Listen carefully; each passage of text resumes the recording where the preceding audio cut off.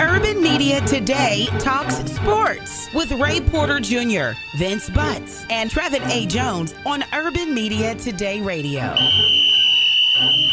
It's game time! It's Urban Media Today talks sports. I got my man Ray Porter Jr., got Vince Butts, got Coach William Greg Horde Jr., and our special guest, FAMU, is up in the house, Coach Willie Simmons. And hey, I gotta say this, Coach doesn't remember me, but I know Coach. And Coach might hear my voice and remember my voice, but I've talked to Coach so many times on the teleconferences for the MEAC, on the teleconferences for the SWAC. I mean, and Coach has been gracious every time I talk to him. Alcorn State, Prairie View, now Florida A&M. Man, Coach, I'm a fan right now. Like I'm going to be that fan sitting here talking to you today, because it's been a while. I mean, I think it's been since, man, I want to say 2014, when I was working with Sheridan Broadcasting. Got to talk to you on the teleconferences then, and even most recently, you know, with you moving over to the MEAC. You can't get away from the SWAC though, can you, Coach? I mean, you're about to go back. So we're going to talk HBCU football, of course. We're going to talk some other things. We're definitely going to talk FAMU today. So Coach Willie Simmons is in the house, our special guest. Gentlemen, I got to say this. I think Coach is in for challenges. Like, he just loves challenges because, I mean, he comes to FAMU. I think this is year 2, Coach? Year 3? This is going into year 4. We didn't play last year. Year 4, right, because we didn't play last year. Going into year 4. Coach, Rudy Hubbard, Coach Billy Joe, I mean, those coaches in front of you, how do you even, when you get there, how do you even prepare yourself mentally to follow behind such legends in coaching? Well, that's one thing, obviously, that attracted me to Florida A&M. I grew up 20 minutes down the road. I grew up knowing all about Florida A&M. I'm a product of Rattlers. My mother was the first in her family. She has 5 brothers and sisters who followed her to Florida A&M. And so every Sunday when we go to my grandmother's house for Sunday dinner, the first thing you see is a plaque on her wall from the president of the university at the time, commemorating her and my grandfather for sending 6 of their kids to the House of 7 Hills. And so growing up, watching my godbrother Eddie Battle play here for Ken Riley, and just knowing all about the history. And then when you talk about the pantheons of coaching, Jake Gaither, you know, again, name is synonymous with just winning in championships. He and Eddie Robinson are probably the 2, you know, Mount Rushmores of Black college football, along with a couple of other guys. But what he was able to do during his time here is just remarkable. And then you follow that up with Rudy Hubbard, who you mentioned, the only HBCU coach to ever win an FCS, a Division I AA national championship. Then Ken Riley himself, you know, why he isn't in the NFL Hall of Fame at this point, none of us know. But still top 5 all-time interceptions, and then came back to his alma mater to coach and become the AD. And then Billy Joe, you know, the Gulf Coast offense, lighting the world on fire. And then even Joe Taylor. So you're talking about 5 Hall of Fame coaches, you know, who walk these sidelines. And so for me to walk into a building every day, seeing those names up on the wall, it's really a humbling experience every day. And so it makes you want to work hard. It makes you want to do things the right way, because those guys won by doing things the right way, not cutting corners, just really pointing to these young men. And I just want to continue that while I have the opportunity to. No doubt. I'm going to throw some spice in the game sometime along the way tonight, because I know Coach, and fellas, if you don't know, Coach came in and took over a team. I think he went 5-5 one year, and then 9-2 the next year. That's the year where they had people as far as the Black college spectrum arguing over who was truly the national champion. I know, look at him, he's smiling. He knows over who was truly the national champion. 9-2 FAMU, North Carolina A&T, I think finished 9-3 that year. So it was going back and forth like who was really the national champ. I got to say to you, Coach, Ryan Stanley, Xavier Smith. Man, I mean, talk about coaching that. And I'm going to get to some other things, because you being a quarterback yourself, you come across some great quarterbacks in your day with all colleges that you've been at. But talk about that, coaching that combination, like having that under your helm. Well, I was extremely blessed and fortunate to inherit some really, really good football players. You know, you're talking about the jobs that we've taken over. You know, we got to Alcorn State back in 2014 or 2012. They had won 2 games the year before, and And 3 years later, we win a SWAC championship. Then I took over a Prairie View team that had 7 straight losing seasons. Inherited guys like Jonte Abear and Courtney Brown, some of those other great players we had there, and won 9 games out the gate. And then took over FAMU team, the same thing. They had 7 straight losing seasons, which even to this day still sounds crazy to even say that Florida A&M has 7 straight losing seasons. But we came in the first year and, really inherited some good players. We just had to get them to buy in and play together. Ryan Stanley being the quarterback here, Chad Hunter at wide receiver, Xavier Smith, Marcus Williams, Antonio Miller, Elijah Richardson. So we had some really, really good leaders, some really, really good football players. And we were able to break that losing streak, 6-5 the first year, really 1 game away from being conference champions first year. And they came back last at the 2019 season with a chip on their shoulder and really lit the world on fire. Won 9 games, dropped the last one in a nail biter, last play of the game, basically, came down to the wire. And for that one, we'd be 10-1, and I think the conversation probably would have a lot more relevance to it if we were 10-1 as opposed to dropping the last one. But, again, we were voted Black College National Champs by Black College Sports Network. And so, University of Central Florida has a big banner in their stadium saying national champions because somebody voted them national champions. And somebody voted us national champions too, so we get to claim it, whether people like it or not. We were voted national champions. It's in the self-proclaimed national championship. We were actually voted by one of the sports writers national champions. And so because of that, we were the 2019 co-champions with North Carolina A&T. But, our motto this year is leave no doubt. And so we want to go into the season saying that we don't even want it to be up for discussion. We want everyone to know that we want it on the football field, and that's what we plan to do. And we're in the thick of spring practice right now, and the guys are really committed to doing that. Like I remember Ryan Stanley at the end of that season, that 6-5 season, he said, okay, we're going to come back and we're going to do things differently next year. And he came back the next season, tore it up. You guys, like you said, you went 9-2. Yeah, they came together, and I tell the guys all the time, I've been a part of some really good football teams as a player and as a coach. I've been extremely blessed. And the one common denominator amongst all those teams is great team leadership, great camaraderie within the team. And that first year, the guys were trying to figure us out. We were trying to figure them out. We had a run during the middle of the season where we won 5 straight. Well, I think the guys really started to buy in. And then we had a rash of injuries, and the guys kind of wore down, and we dropped our last 3. And but walking out of the Florida Classic that first year, the last meeting we had, we told the guys, you guys have a decision to make. We can take this loss and let it derail us, or we can say we're going to come back stronger and closer and get it done right the second year. And Ryan Stanley, again, Elijah Richardson, Terry Jefferson, just phenomenal leaders, some of the best leaders I've ever been around as a coach. And those guys really took the team. They really came together as one unit. There wasn't an offense, defense, special teams. It was one team. When we say family, we meant it. And those guys went out every Saturday and played together. They stood behind one another. When the offense was struggling, the defense picked them up. When the defense gave up a couple of scores, special teams picked them up. When we got a punt block, the offense picked special teams up. And that's what good football teams do. And that's going to be the challenge for us this year, is replacing not the talent of Ryan Stanley or Elijah Richardson or Terry Jefferson, DeMontre Moore, but replacing the leadership, replacing the closeness and the bond that those guys had, and now figuring out who's going to be the next group of guys that really leave their mark on this program like that senior class did. I like to jump in. That's a great transition to talk about this, Coach. I love to talk about FAMU. I love to talk about, give the listeners context. We got people all over the country that's going to be listening to this podcast today, Saturday morning, and they want to know a little bit about the HBCU and then a little bit about your context, coming from Clemson, coming from what they consider the PWI, to go into an HBCU. So you've seen maybe what they call a Power 5 out in all with the mega sports outlets. They call it a Power 5. But then you're at a Division I school. So let's talk about context, where you were with Clemson, and then what the campus culture is and what people have to kind of get adjusted to when they come to HBCU like FAMU, because I love it.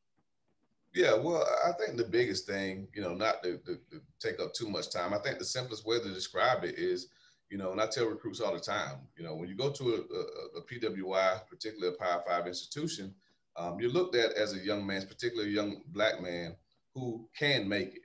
That's how you're viewed when you get there. You're a guy that can make it. If things go right, if the chips fall the way they're supposed to, you can make it. And that's how we're treated. And so the difference is when you come to a FAMU and HBCU, you're looked at as a black man who will make it. And that one dynamic changes everything, because someone who can make it, again, the conditions have to be right for them to make it. And so when these kids have adversity, when they face certain things and struggle, then they don't get the support sometimes that they need. They're not viewed the same way when they make a mistake, because people aren't necessarily used to seeing guys with gold teeth and dreadlocks, and maybe their pants aren't all the way up on their waist, but they're kids who have a desire to go to college and graduate and make something of themselves. But when you come to an HBCU, you're looked at as someone who will make it, so that when adversity hits and you struggle, there's a family of people who will pick you up and say, we're not going to let you fail, because we're committed to making sure that young black men and women who come to these institutions are able to thrive under some of the hardest circumstances. I think that's why there's so many people having an affinity with HBCUs who attended them, like my mother and my aunts and uncles, because they didn't come to a silver spoon place. They stood in long, registration lines. Their refund checks didn't come at the first of the semester. So they had to figure some things out. And there may have been a professor, there may have been a cafeteria worker, there may have been a custodial worker who said, you know what, we're going to allow you to come and eat today because we know that your refund is going to post next week. And so just that feeling of love, that feeling of oneness, and being celebrated. Chad Hunter, for example, and again, won't take too much time.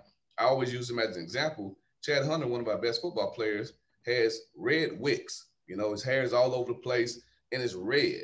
Well, anywhere else in America, Chad is looked at as a threat more than likely. He's a guy that people are afraid to come to be around or do an interview with.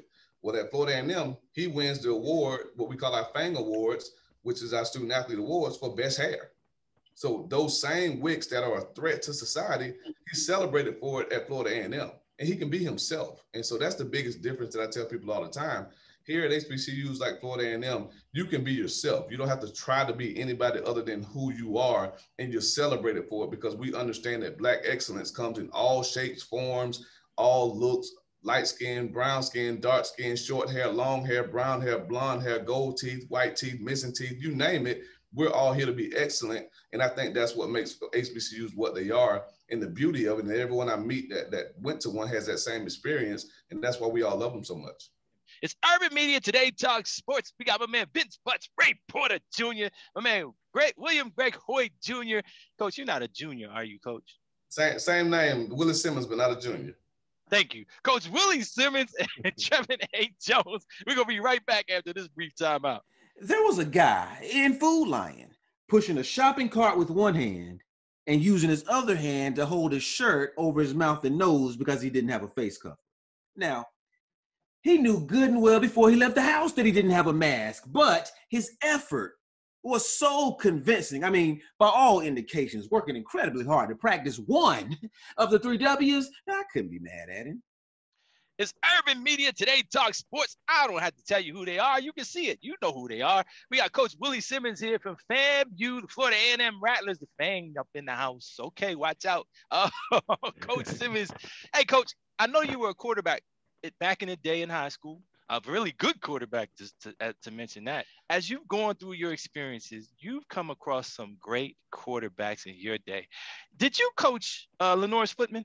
I did. Yep, Lenore's Footman. John Gibbs Jr., okay? And you got a coach on your coaching staff that I know very well too, KJ Black. That is a phenomenal quarterback right there. And then, of course, I talked about Ryan Stanley. I brought all that up to say this, Coach. What is it that your connection with these young men, like, are they that good when they come to you, or is it just you sprinkle a little of that magic dust on them? There you go. Well, I think the unique thing is obviously all those guys have wonderful skill sets, different skill sets. Some have big time arms, some have phenomenal talent with their legs. But the one common denominator is that, one, they're all film rats. They love watching film. They love studying the game. And they're very coachable, and they understand to play this position that you play from the ground up. And they're committed to being great with the fundamentals. And I've been blessed. I've been in HBCU football now for going on 10 years, 3 years at Alcorn, 3 years at Prairie View, and now going into my 4th year here at Florida A&M. And the 2 quarterback coaches I've worked with are Fred McNair and KJ Black. So I've been blessed to be with 2 of the best quarterback coaches, at any level.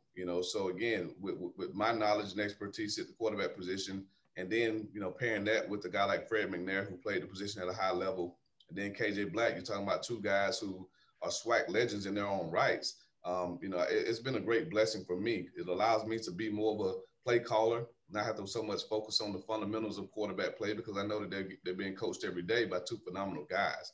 And so I think that's been a big part of it. And, I want to give those guys their flowers while they're living. They're two of the best I've been around. And a lot of guys get that kind of motto of quarterback guru or whisperer, so to speak, at the PWI level. But again, I'd put KJ Black and Fred McNair up against any quarterback coach in America as far as developing talent. Okay, so I'm going to call you all the QB wizards then, because you're definitely in there as well. So as humble as you're being right now, I definitely have to give you that credit too, because those cats are phenomenal. And anybody, millennials, what is it, X generation X, if you don't know who I'm talking about, what I'm talking about when I mentioned a John Gibbs Jr., a Lenoris Footman, a KJ Black, Google it, because those cats in their day, they made some serious things happen. Matter of fact, KJ led Prairie View to a national championship, if I'm not mistaken, when he was there. And he was the Doug Williams MVP, Offensive Player of the Year for Sheridan Broadcasting Network Sports. I know that because I was there at the time. But quick story, Coach KJ, and you can tell Coach Black this. SBN Black College Football Banquet was in Florida. We're there with all these athletes, and I get to sit at the table. So the table that I get to sit at, of course, I'm there with Ty Miller, and Michael Strahan is there. So Michael Strahan is one of our guest speakers. So sitting at this table with us is Chris Carter. So it's me sitting next to Coach KJ Black, who was KJ Black at the time, the Doug Williams Offensive Player of the Year. Then you have Chris Carter and Michael Strahan sitting at the same table. Coach, ask him if he remembers that, because that had to be one of the highlights. It was a highlight of my year, so it definitely had to be a highlight of his year at that time. Chris, can you imagine sitting there joking? And this is before he even graduated. Sitting there joking with Chris Carter and Michael Strahan at the same table, and that was just like amazing. So yeah, ask Coach about that one. I'm quite sure he'll remember. He won't remember me, but he's gonna remember the table and the conversations. I'm gonna stop talking because, like I said, I'm giddy like a kid, man. I see Coach Willie Simmons there. Mad respect to him. Go ahead, Coach, or Ray or Vince, whatever you want to ask. Yeah, I'm gonna let Vince take over the All-Star weekend, because FAMU definitely showed up for the All-Star weekend. Vince, you want to go ahead and take that one? Yeah, what for FAMU and taking on actually continuing the partnership with Nike and LeBron coming on, what is that the things that the partnership with Nike and LeBron, what does that do for a program like FAMU, for your fan base, for HBCUs in general? I think it's a huge deal. It's for our generation, for most of us growing up, Michael Jordan was that larger than life figure. And anytime we could attach ourselves to something like Jordan, I mean, I still remember my very first pair of Jordans. We all do. But for this generation, it's LeBron James. And so for LeBron James to make the bold move to make an HBCU his first basically sponsored school, it's phenomenal. At FAMU, we call ourselves the school of first. In our history, we have a long list of first to ever do many things. And now we're the first school in the Nike LeBron James era to be a sponsored school under his brand. And so our basketball team is in the MEAC tournament right now, outfitted with the same shoes that he wore a week ago. And so again, our women's basketball team will be outfitted with all LeBron shoes. Eventually, our athletic programs across the board will be fitted with LeBron sweatsuits, workout gear, and eventually uniforms. So just again, for our brand, our university brand, which we all already feel like is one of the biggest brands out there, to be attached with one of the best athletes in the world, not just the United States, but in the world, will just do wonders for our ability to promote our programs, to highlight our student athletes, and just continue to put Florida A&M in the national conversation, because we feel like we rightfully deserve to be there. Dope. And Coach, you're not all on Instagram showing out either, huh? You ain't all showing the uniforms. You're not all walking around with cameras following you, huh? No, that ain't you, right, Coach? I don't know who you're alluding to, but we're gonna wait to throw jazz. We got a few more months before we can start throwing jazz. But But again, the thing is, I think anything to bring awareness to our institutions is good. That old saying, there's no publicity is bad publicity. You know what I mean? At the end of the day, programs like Florida A&M, Grambling, Jackson State, A&T, people across the United States need to know what we're about. And for so long, we've been sleeping giants. We've all heard that term, and it's about time for these sleeping giants to wake up. And it's about time for us to receive our just due.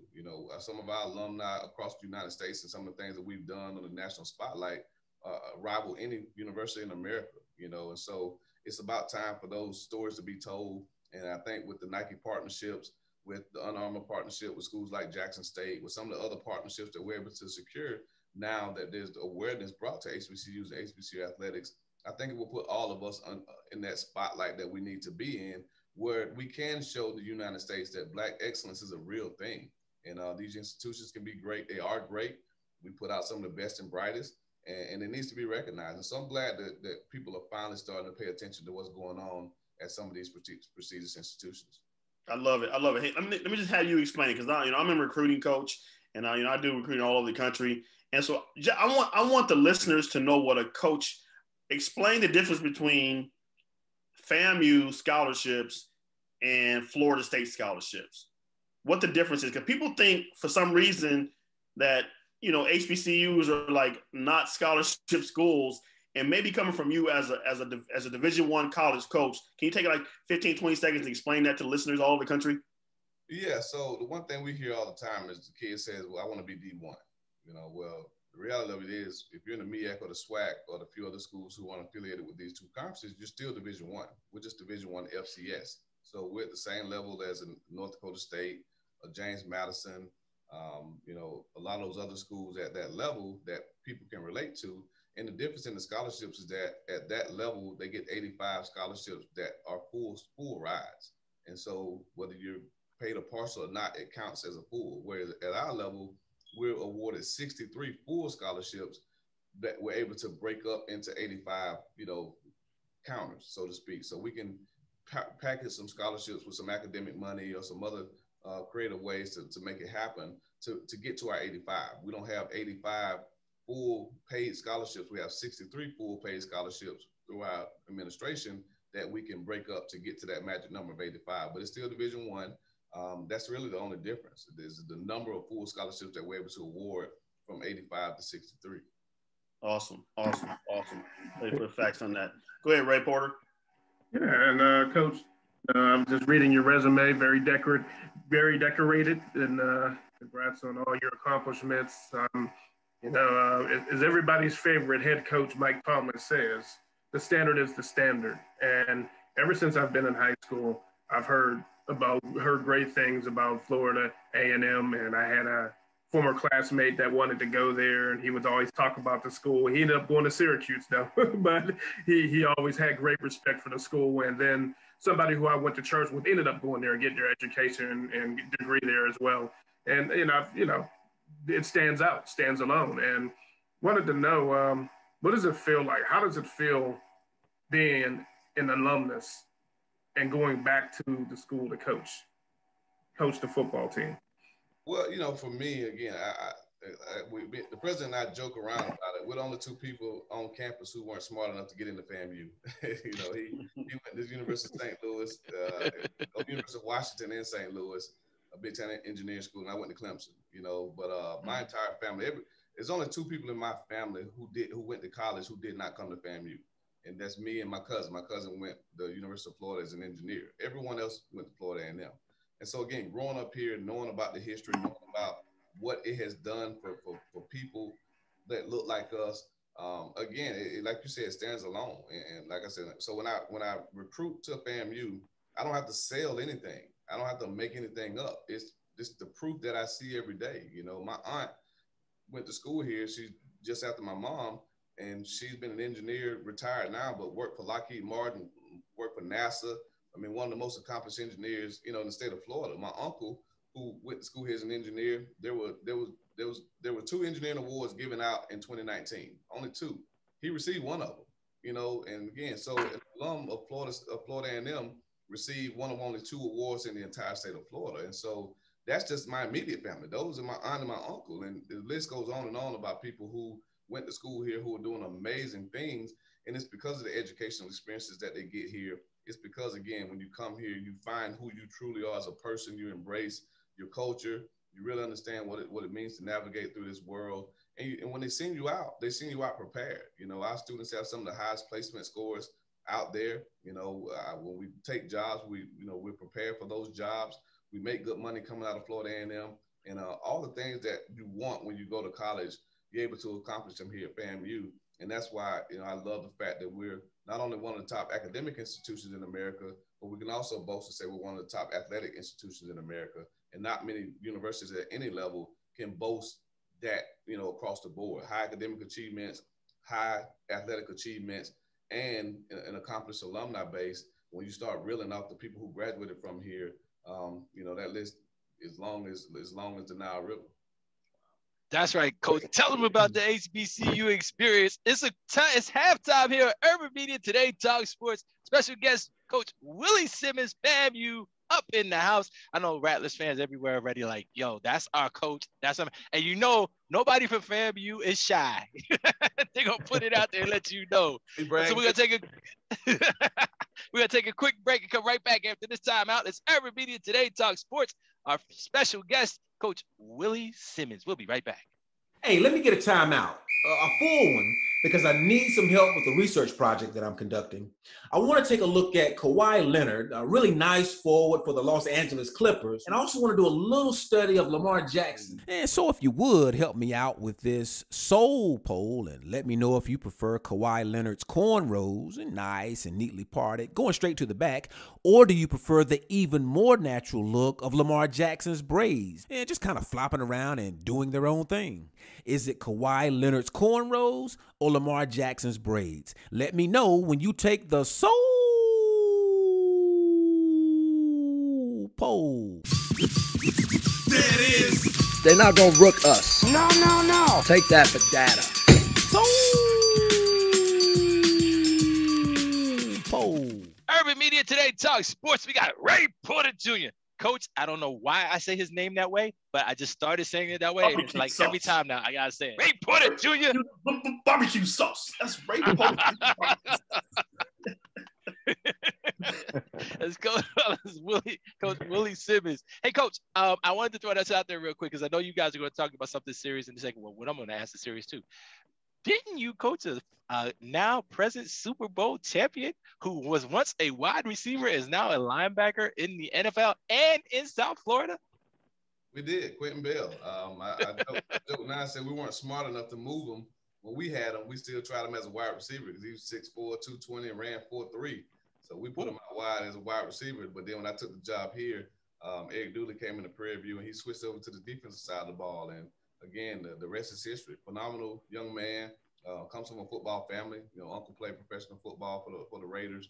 And Quinn's going to have a bright future. He's still learning the defensive position, playing outside linebacker, but you can't teach 6'4", now 245, and still running 4.40. So I think he's going to be a terror once it all starts to come together for him.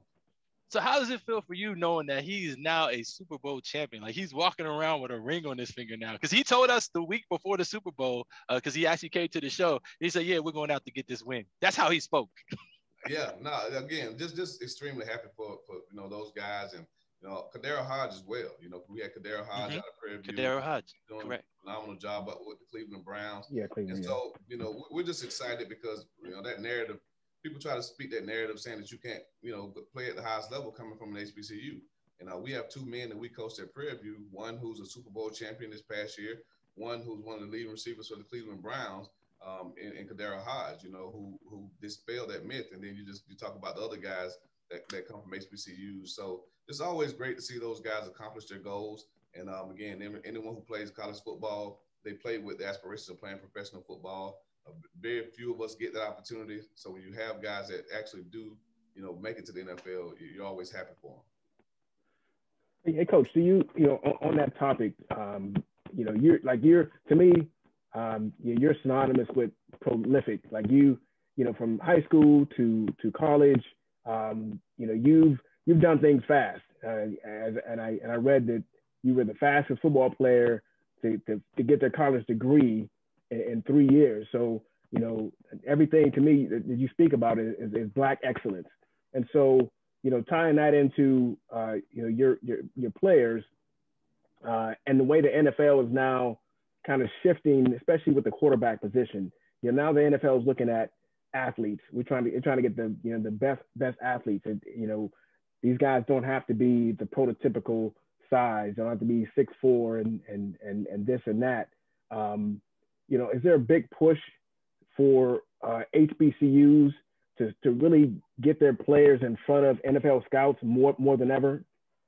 Yeah, I think that's always been an emphasis. You know, we've just struggled in the past of you know, being able to contact the scouts and let them know when our pro days are and having them consistently come by and call and check up on our guys.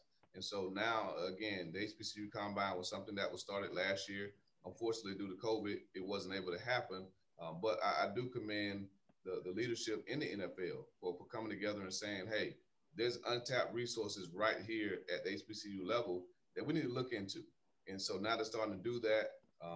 I've been contacted by pretty much every NFL team about Calvin Ashley, you know, one of our outgoing prospective student athletes who will have pro day later on this month. And Calvin transferred to us from Auburn and spent a year with us, but has an opportunity to play at the next level. You know, Marcus Williams, Elijah Richardson, those guys that would have been in the HBCU Combine last year who didn't get a chance to will come back and work out in a couple of weeks. And we feel like we have some guys on the current roster that will definitely have an opportunity. So that's all they need. You know, all those guys need is a shot. And I think the fact that NFL clubs are starting to look a little bit deeper into the HBCUs will make them realize and recognize that, you know, there are a lot of Darius Leonards running around HBCU football, a lot of Tariq Cohens, you know, a lot of Taron Armsteads and all those guys that have gone up, Quentin Bells, Kadero Hodges. You know, Kadero Hodges was a high school quarterback. Quentin Bells was a high school wide receiver. And now Kadero is a big-time wide receiver. Quentin Bells is a big-time defensive end. But they're two guys who have phenomenal skill sets that came into HBCU campuses, embraced the culture, worked their butts off, got bigger, faster, and stronger, and, you know, became NFL players. And they're not the only ones that you know, I think we have a ton of them running around. They just need an opportunity, and I'm glad they're finally getting that opportunity too. Awesome, Coach. Hey, Coach, real quick before we move on, how can people find you on social media, on Twitter? Can recruits reach out to you on Twitter? What's your Twitter, Coach? So they can find you. Yeah, my Twitter and Instagram is the same. It's HC as in head coach, HC Willie Simmons. Okay. All right, Coach. So, Coach, I know you like to put your sauce on the community, and some things have kind of transpired there in your community where your son actually was a victim of gun violence, and you took upon yourself to come up with a great concept, and again, put your sauce, like Vince was talking about. You put Black excellence on the community. Can you talk a little bit about the timeline, what happened, and then where you guys have kind of migrated or transitioned to, as far as with you putting your own kind of sauce on with Peace Up and Guns Down? Yeah, you know, obviously growing up in this community, you know, I have an affinity with this entire area. And so when you're the head coach and when you're one of the larger than life figures in an area, I think that's a huge opportunity for you to do some great things. And so unfortunately, you know, my wife and I witnessed gun violence firsthand. You know, we were celebrating a huge win over Howard 2 years ago. You know, solidified us as the best record in the MEAC, and celebrating that night. And we heard gunshots, and we went up the road a little bit and saw two young people, you know, laying on the side of the road, you know, with gunshot wounds, and ultimately succumbed to those injuries, you know, a week or so later. And so right then, you know, I really just I thought back to a story I read about Pete Carroll. He was the head coach at USC, and how he would walk through the neighborhoods and just go talk to the gang members and really try to do a great job of making those guys understand that violence isn't the answer. And so I got with some of my buddies and local community leaders, and we did just that. You know, we walked the streets of Tallahassee. You know, we talked to the youth. We wanted to figure out what the problem was and what we can do as leaders in this community to help them. And so that spawned into a community event that we hosted that had hundreds of young people between the ages of 12 to 15 there. And then we started going to the local middle and high schools talking about gun violence. And so we made a huge push to bring awareness to an issue that's really affected this community for far too long. And that's gun violence here in Tallahassee. And then unfortunately, like I said, you know, 3 weeks ago, my own son was a victim of it, you know, and glory be to God, he you know, pulled through. won't have any effects of it other than a bullet lodged in his back for the rest of his life. But he's healthy. You know, he won't have any type of issue due to it. But again, I mean, it just shows you no one's immune to it. No one's immune to the effects of gun violence. And you know, it's happened far too long in our communities. And I think it's time that we as leaders, you know, take a stand and figure out how we can get our young people back. Awesome. So let's talk about the future, Coach. Any particular games that your AD is working on against any, you know, can you reveal any of the big time games that I keep hearing rumors of? Yeah, well, you know, we try to schedule out years in advance. You know, obviously, I think last time I checked, we were scheduled all the way out to 2028. And so we have some games coming up against North Carolina, Miami, South Florida, Central Florida, Troy, South Alabama. You know, so every year we're going to play at least one, what they consider a guarantee game, you know, against an FBS opponent. You know, we're not just going to collect a check. You know, the goal is to build the program up to where we can go and win those games. And not only, you know, go and collect a nice, healthy payout, but, you know, go and win the game. And so we're committed to doing that, you know, but I'm also looking forward to the contest against the teams in the SWAC. You know, that's something that going back to that conference really, really excited us. Some of the blue blood rivalries that we have, you know, with Alabama State, Jackson State, you know, Grambling State, Southern University, you know, the list goes on and on, you know. So for us and the little team down the road to join the SWAC, I think it's going to make for a phenomenal conference. I think every week's going to be a marquee game, and I think it's going to become a league that people will want to see what happens on Saturday afternoons. Right. So where can recruits kind of get a hold of you guys? Do they go? What's the process? Do they go on your website, fill out the questionnaire? Do they contact the coaches via social media? How can recruits and parents learn about your recruiting process? Well, recruiting has become so heavily social media influenced. That's the easiest way, you know. So follow us on social media. We actually just tweeted out all of our assistant coaches in their areas.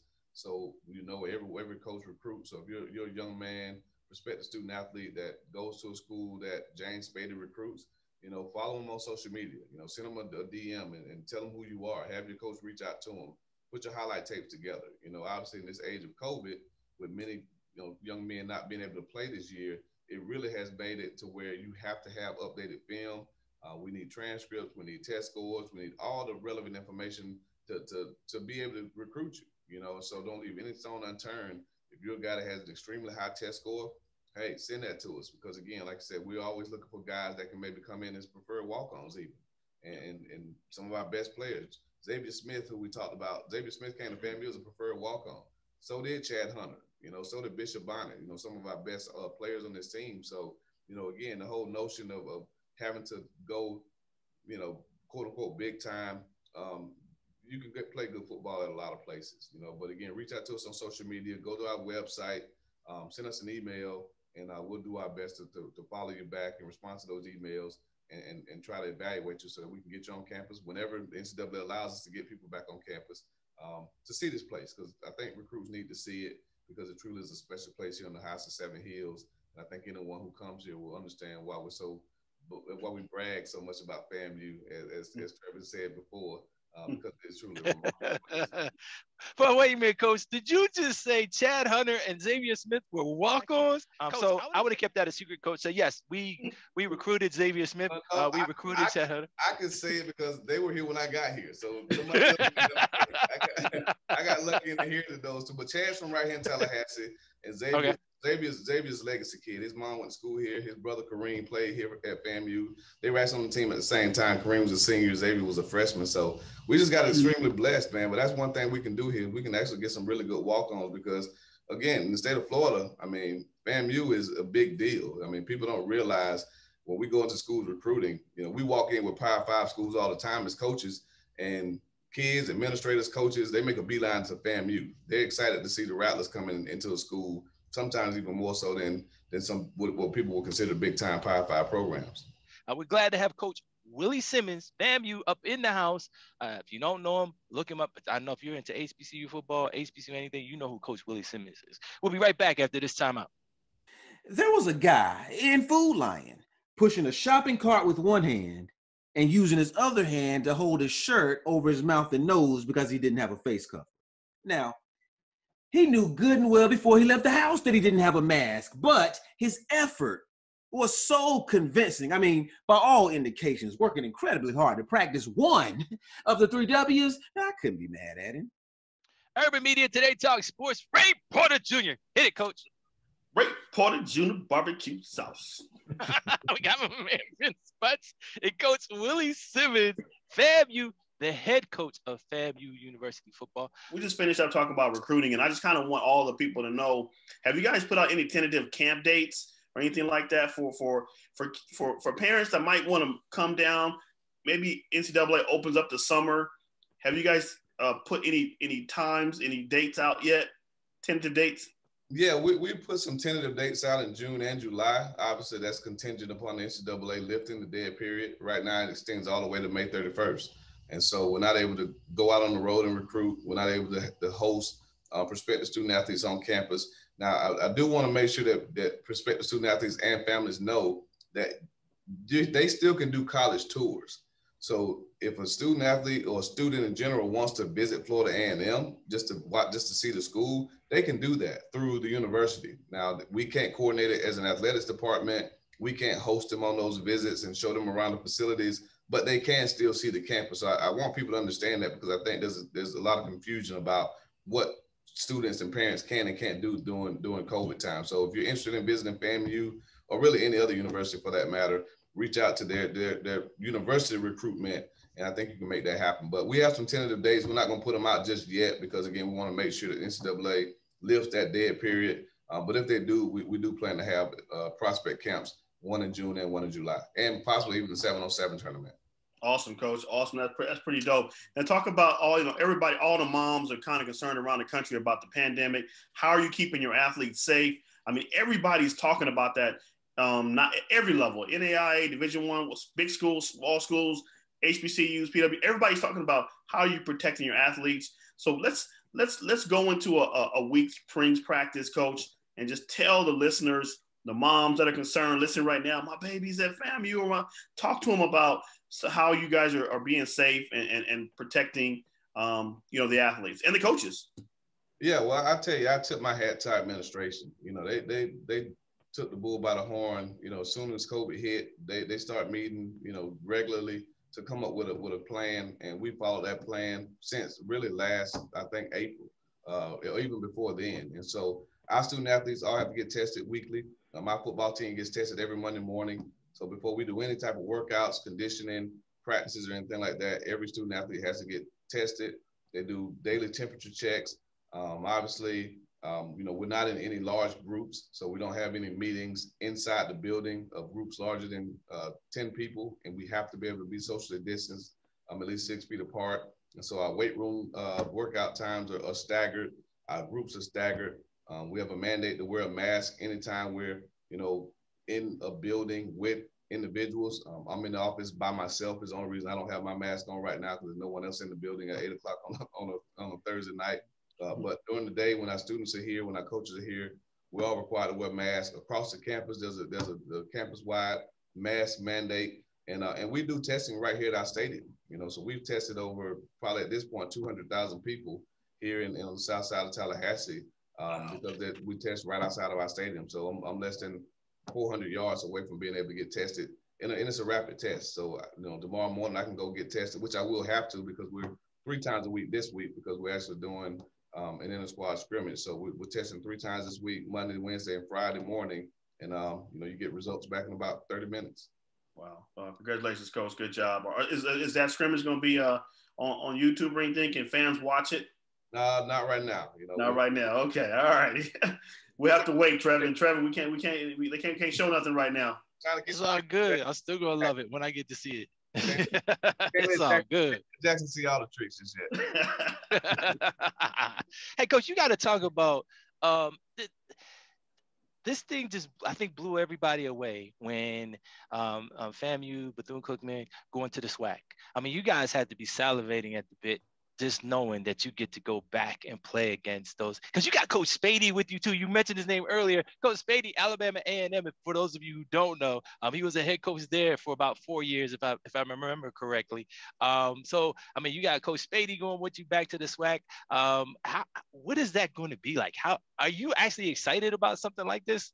Oh, we're all excited. Again, myself, I spent 6 years in the league. Coach Spady spent 4 years in the league. KJ played at Prairie View and coached there with us. So he's spent, since 2009, 8, been in the league.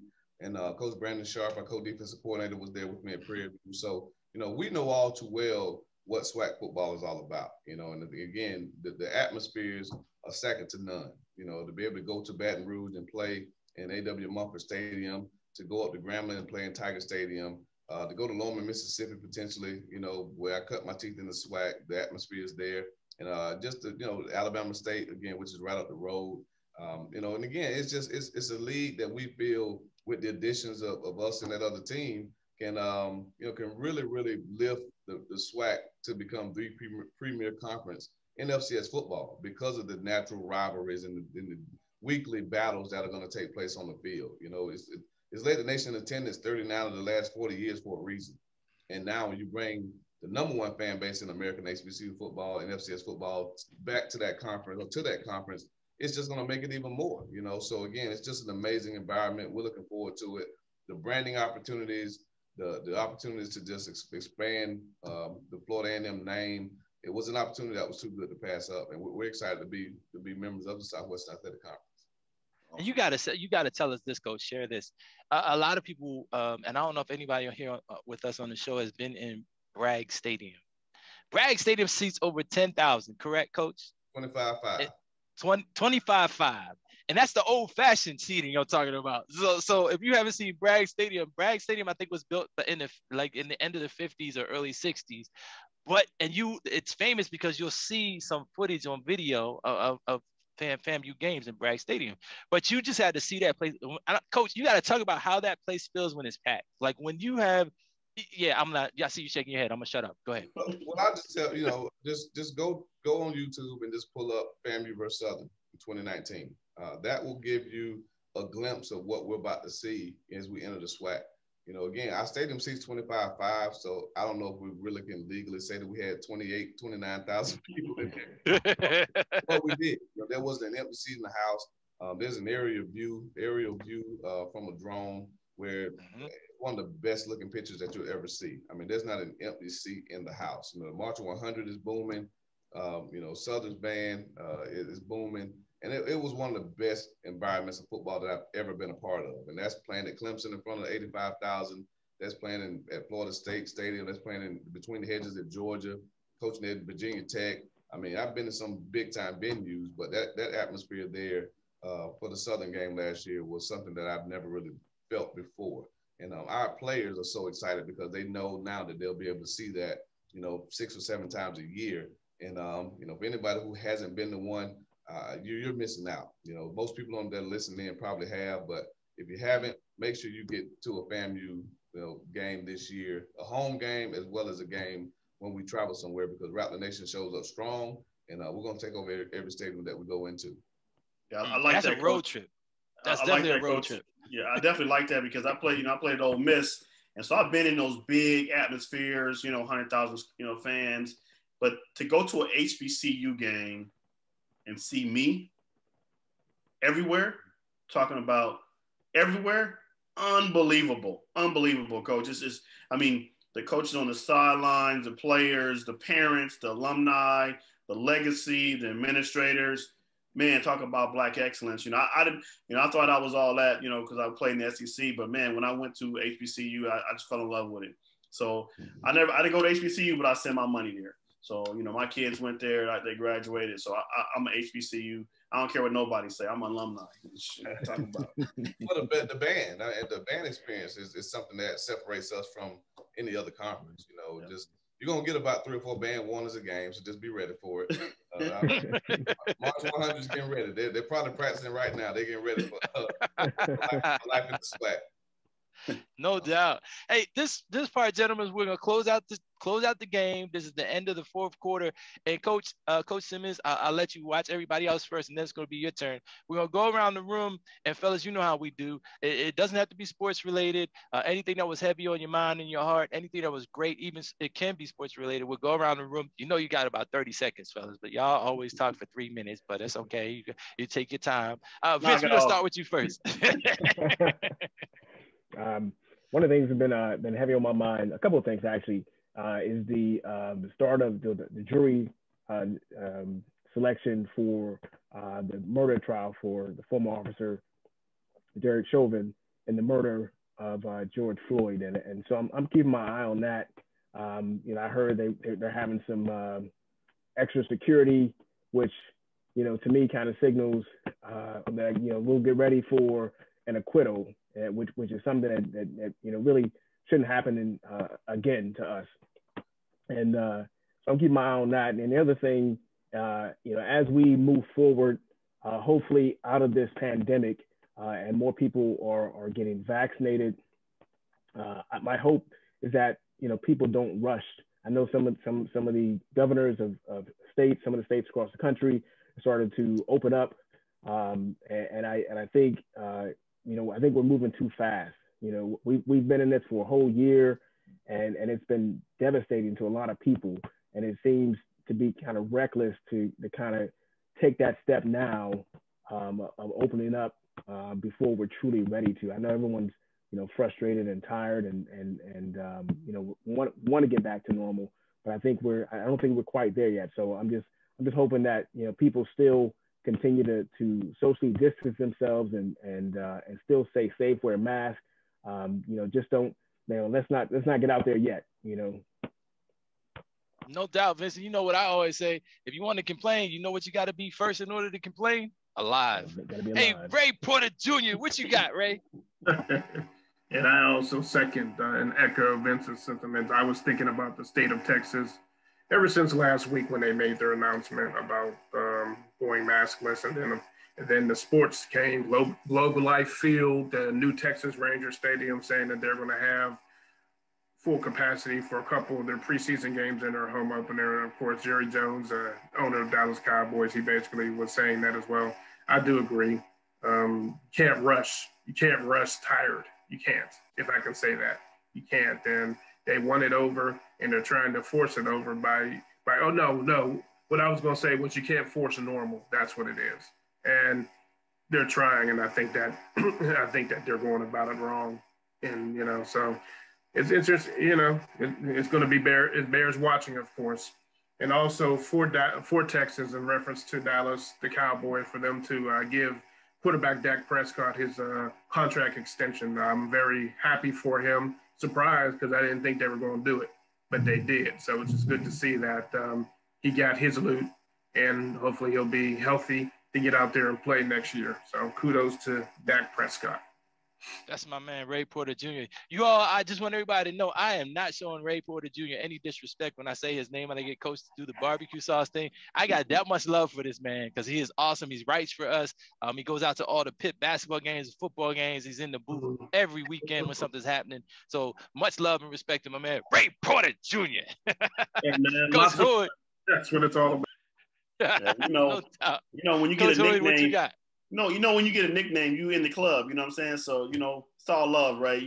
Ray Porter Jr. barbecue sauce. Cause you know what I'm saying? It's just a nickname, baby. It's all good, man. It's all good, man. You stole my thunder with Dak Prescott. You know what I mean? I wanted to start dancing and saying, show me the money. Come on, show me the money. Come on, man. Jerry Maguire all over again. Dak Prescott, man, he got his envelope, man. I'm all about, these athletes getting their envelope because, there is a small window of opportunity. We all got a pitch count on our body, man. So shout out to Dak and his team for, staying faithful. I mean, that was a big step for them not to take the short money and play the long game. And it turned around and he got his envelope. He got paid. Now he's deserved every bit of it, especially that guaranteed money up front. Let's go. Can you hear me now? Can you hear me now? Let's go. Can you hear me now? But again, man, a shout out to, all the youth that are out there that are kind of experiencing the pandemic. I mean, on a serious note, we're always serious. I'm always serious with these recruits. Parents, make sure you check in on your athletes. This is a tough time in America for our young athletes all around the country. A lot of these athletes are unable to experience and the pressure and the mental part of football. They're big. Some of these guys are 6'4", 6'5", 6'6". They look like giants, but emotionally, some of them are broken. They've lost their high school season. They've lost my opportunity to be recruited. But again, like Trevin says, they have time.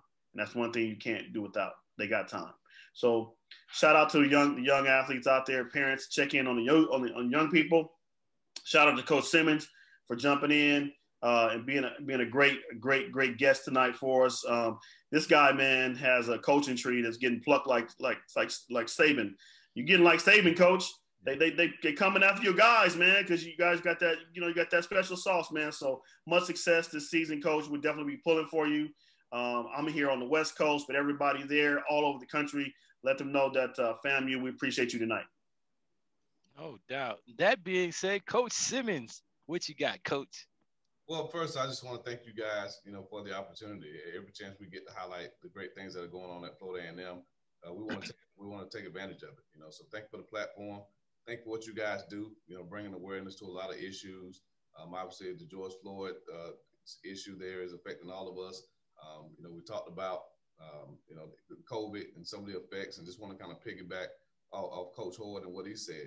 My biggest thing is, understanding that this pandemic has caused a lot of changes to these young men and their families. As athletes, we really work off routine, and that's how we flourish. We put them on a regimen. They get used to that regimen, and that's how they thrive. But COVID has changed that regimen every day of their lives for the last 365 days. It's basically been a year. My daughter was born last March the 8th, and the hospital got shut down. I think, matter of fact, it might have been today. It might have been a year ago today that the hospital got shut down because we left the day before they shut the hospitals down due to COVID. So we're basically a year into this thing, really, affecting us in a way where they started shutting things down. So don't take for granted, the mental health and wellness of these young men and women, because again, it's changing everything about their existence. Florida A&M is not even what it has been. There is no set Friday, for Trevin and some of the people that have been on FAMU's campus know all about set Friday, and whether it's, other traditions that HBCU campuses have every week, because a lot of students aren't on campus. And so their whole lives have changed. And so don't take for granted that these young men, these big 6'5", 6'6" guys, 300+ pound guys, sometimes just need a voice, sometimes just need a hug, sometimes just need to know that they're loved and that they're appreciated, because they haven't played football. My team hasn't played in over a year. And so this is a time to let them know that they're more than just football players, that their value is more than how many points they can score, how many tackles they can make, that they are young men that we care about, that we love, that we want to support, and that we want to be successful. And so just, if you see one walking around, go talk to him. If you see one, ask him how he's doing, because again, you never know what they're dealing with. And we're learning more and more about mental health now during this pandemic. And I just hope everyone does their part to bring awareness to something that's affecting particularly Black men and women at alarming rates. Wow. So I'm going to wrap it up and keep it brief, man. And Coach Hoyd, Vince and Ray, you guys don't understand, and I'm gonna say this from my heart and with a lot of pride. For Coach Willie Simmons, head coach of Florida A&M University, to take out 60 minutes of his evening to spend it with us, man, that's deep. That just shows you what the HBCU connection is like. That shows you what that family bond is like. He said he has family that's all going to FAMU except for him and his cousin. But see, the family didn't kick him out. He's still part of their family. But anyway, it's just me going to Norfolk State, so I know all about FAMU. It's like, it's that bond, and Coach is just showing that. And when Coach Hoyd talked about Black excellence, Coach Willie Simmons, and I'll say this to you, Coach, because I want you to know, is actually a symbol of Black excellence. So with pride, I say to Coach Simmons, thank you for graciously spending 60 minutes of your evening with us. This is Urban Media Today Talk Sports. We got my man, I'm not going to do it. We got Coach William Greg Hoyd Jr. We got Vince Butts. We got Coach Willie Simmons, special guest head coach of FAMU University. And we got Ray Porter Jr. barbecue sauce. Hey, can I collect some royalties on this, man? Urban Media Today talks sports every week on Urban Media Today Radio, where you can listen in on free music and podcasts on our SoundCloud station at Urban Media Today. And for more information, log on to urbanmediatoday.com, your lifestyle, entertainment, and sports blog website. What type of games being played? How's it going down? I get up, all right?